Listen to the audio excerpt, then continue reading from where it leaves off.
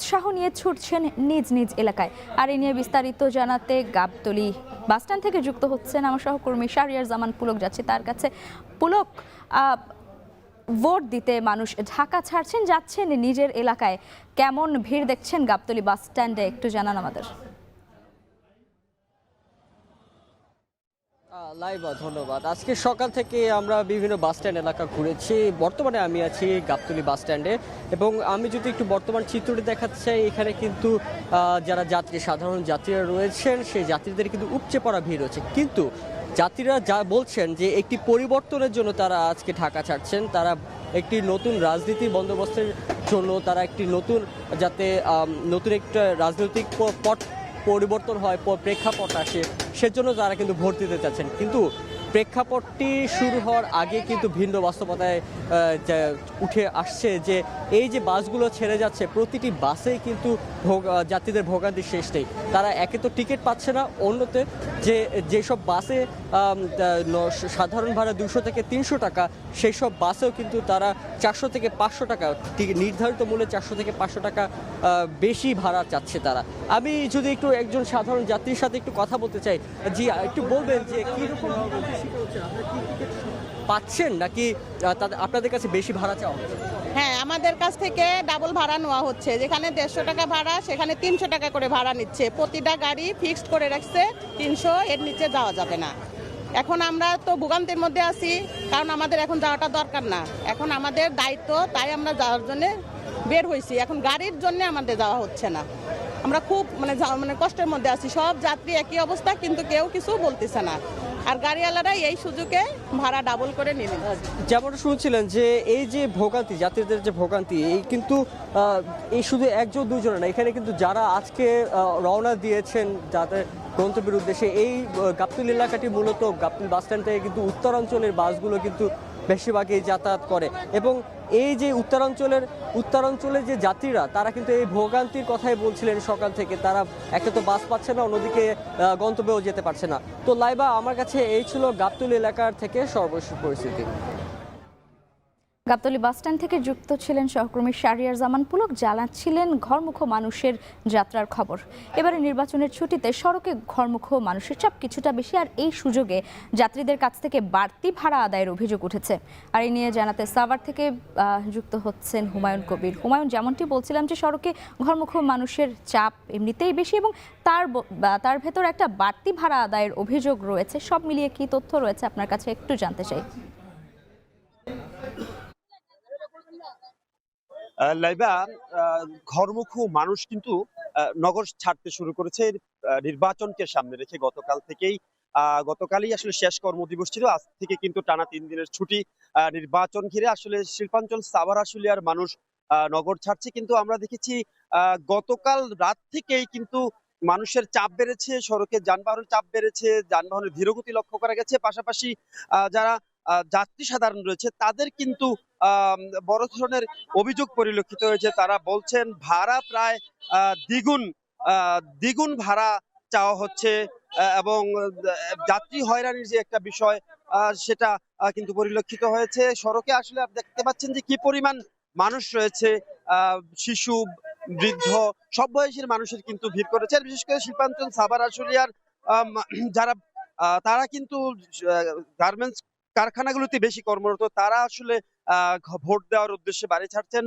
সে কারণে কিন্তু সড়কে চাপ বেড়েছে এবং ভাড়া অনেকটা দ্বিগুণ চাওয়া হচ্ছে।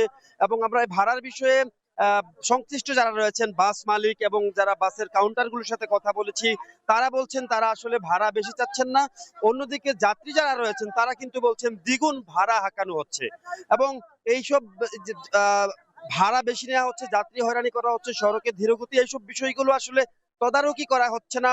সংশ্লিষ্ট যারা রয়েছে তারা তদারকি করছেন না, এমন অভিযোগ কিন্তু যাত্রীরা করছেন।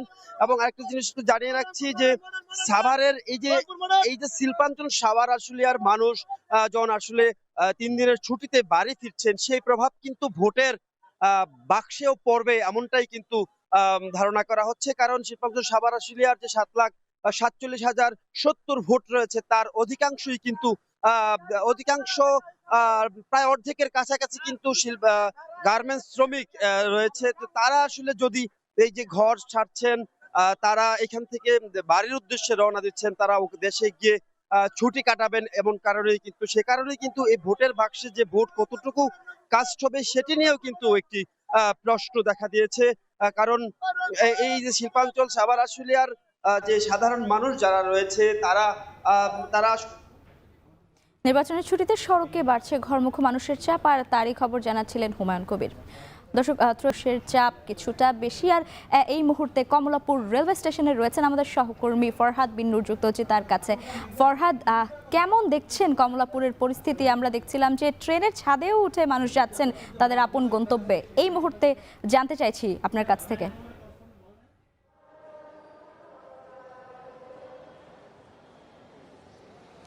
লাইবা, একেবারে অনেকটাই ঈদের মতো করে মানুষ কিন্তু আনন্দের সঙ্গে উৎসব মুখর পরিবেশে তারা কিন্তু ঘরমুখো হচ্ছেন। এবং কমলাপুর রেলওয়ে স্টেশনে যারা ঢাকা মানুষ যারা যারা যারা গ্রামে অনেকে কিন্তু ফিরছেন এবং তারা ভোট দেওয়ার জন্য মূলত বাড়ি ফিরছেন। একই সঙ্গে যেহেতু ছুটি রয়েছে, বেশ কয়েকদিন সরকারি ছুটি রয়েছে, তো সব মিলিয়ে কিন্তু আমরা মানুষের সঙ্গে কথা বলেছি যারা ঘরমুখো মানুষ। তারা বলছেন যে দীর্ঘ ১.৫ দশক তারা যে ভোটের অধিকার থেকে বঞ্চিত ছিলেন, সেই ভোটের অধিকার থেকে বঞ্চিত হওয়ার পর এবার যখন একটা সুযোগ এসেছে, সেই সুযোগটি তারা কাজে লাগাতে চান এবং তারা তাদের যে ভোটাধিকার প্রয়োগ সেটি তারা এবার করতে চান।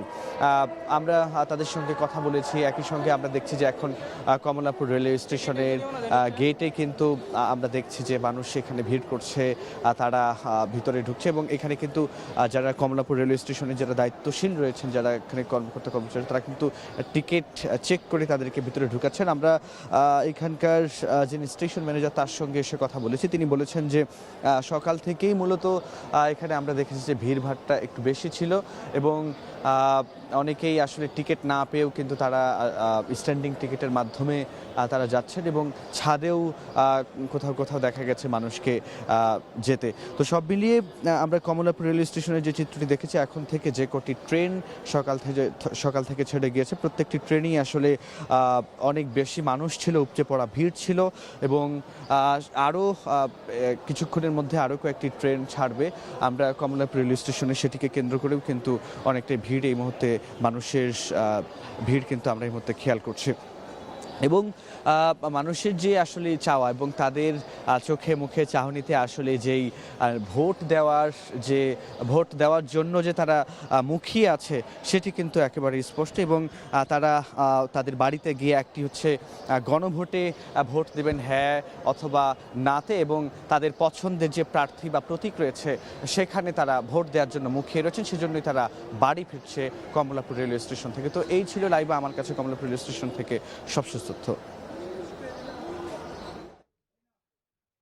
টানা 4 দিনের ছুটিতে রাজধানীবাসী ঘরমুখো হচ্ছেন, আর সে খবরই জানাচ্ছিলেন আমাদের সহকর্মী ফরহাদ বিন নূর। কমলাপুর রেলওয়ে স্টেশনে ছিলেন তিনি।